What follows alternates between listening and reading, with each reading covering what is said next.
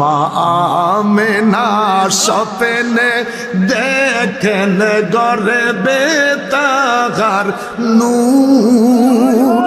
মা আমেনা স্বপ্নে দেখেন গর্বে তাহার, সেই নূরেরই নামে রাখিলেন, সেই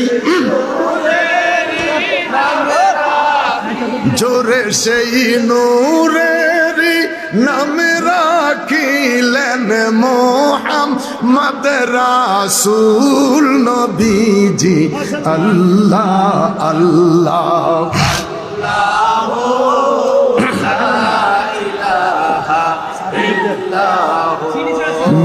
আল্লাহ আল্লাহ আল্লাহ